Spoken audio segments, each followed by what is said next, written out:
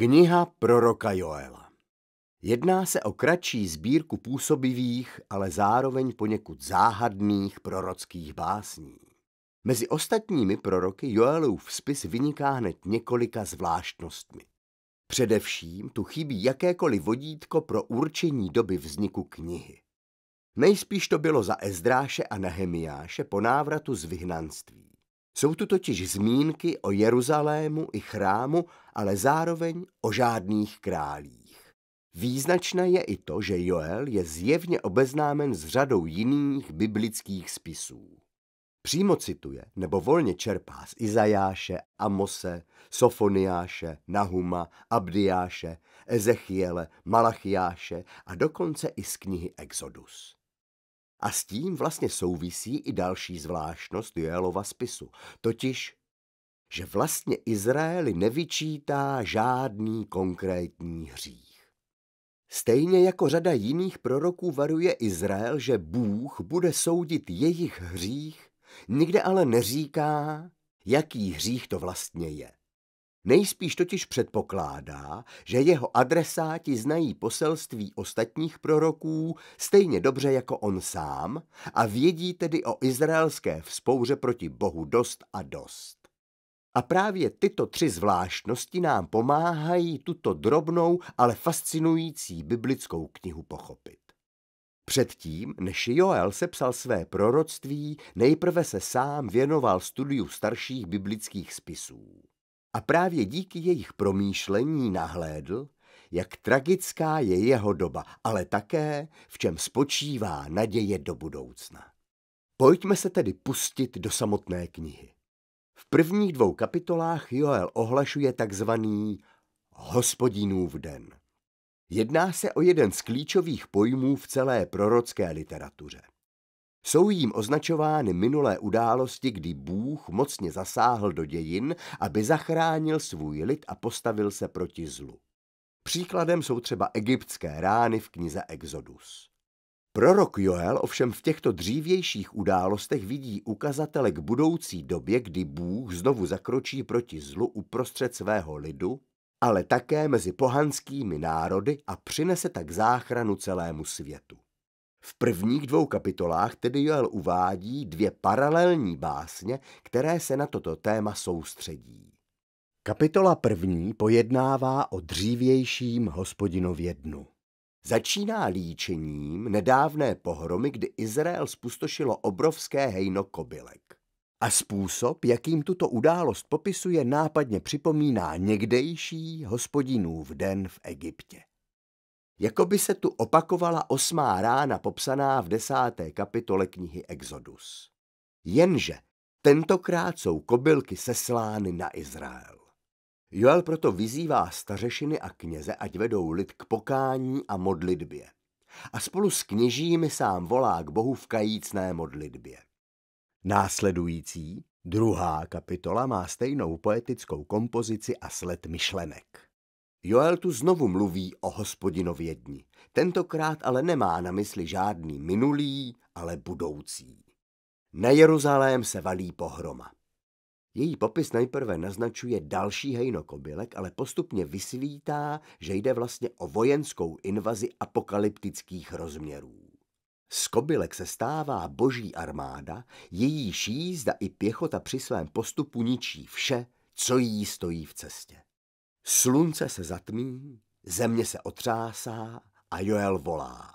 Veliký, v skutku hrozný je Hospodinův den, kdo jej může snést. Znovu tak vyzývá lid k modlitbám a pokání a dává jim velmi konkrétní instrukce. Roztrhněte svá srdce, ne pláště své, k Hospodinu, svému Bohu vraťte se. Jinými slovy, Joel ví, že vnější akty pokání mohou být jen okázalým divadlem, aby si člověk zachránil kůži, a varuje, že Bůh na něco takového není zvědavý. On chce opravdovou proměnu, aby se jeho lid odvrátil od sobectví a všeho zla. A pak Joel říká, proč má Izrael činit pokání.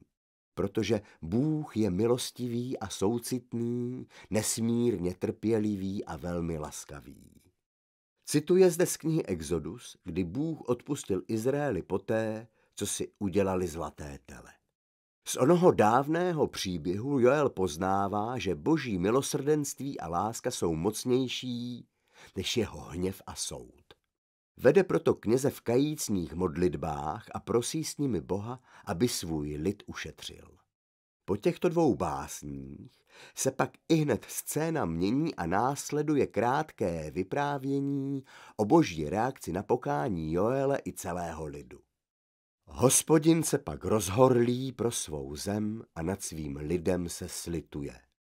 Zaznívá tu zaslíbení, že drtivé dopady Hospodinova dne budou odvráceny, takže se boží soud nad Izraelem obrátí v jeho záchranu.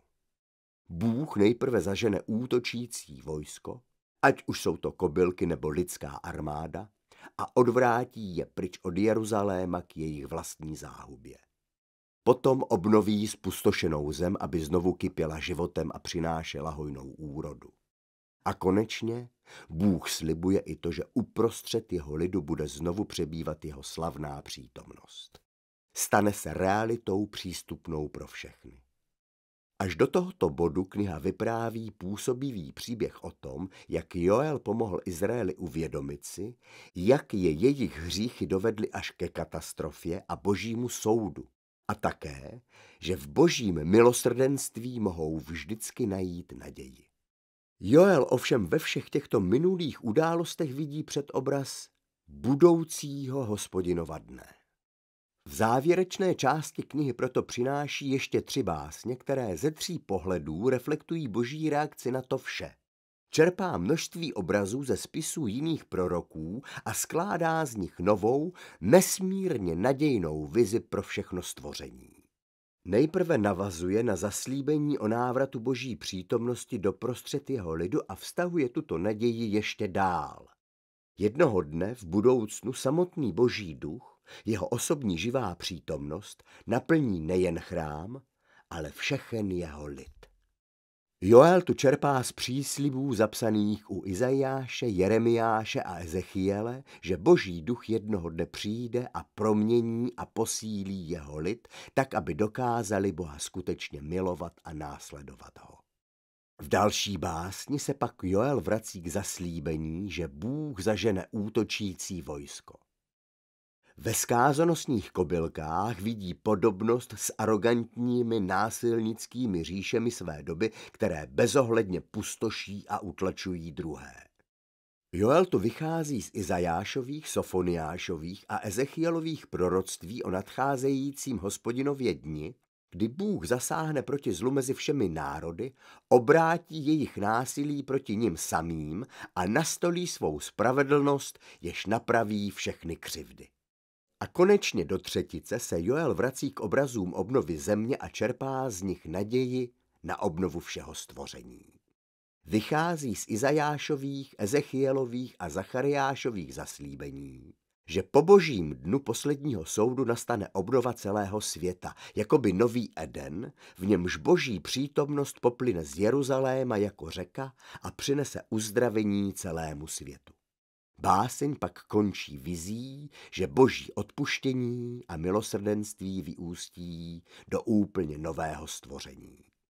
Můžeme tedy říci, že tenhle Joelův kratičký spis je plný závažných úvah o tom, jak lidský hřích a selhání působí v našem světě naprosto katastrofální zkázu. Dále pak o tom, jak Bůh touží projevit své milosrdenství každému, kdo přizná svůj hřích a odvrátí se od něj, a konečně o tom, jak to všechno směřuje k naději, že Bůh jednoho dne porazí zlo nejen v našem světě, ale i v nás, a že na celou zemi přijde jeho uzdravující přítomnost, aby vše bylo obnoveno a napraveno. A právě o tom je kniha proroka Joele.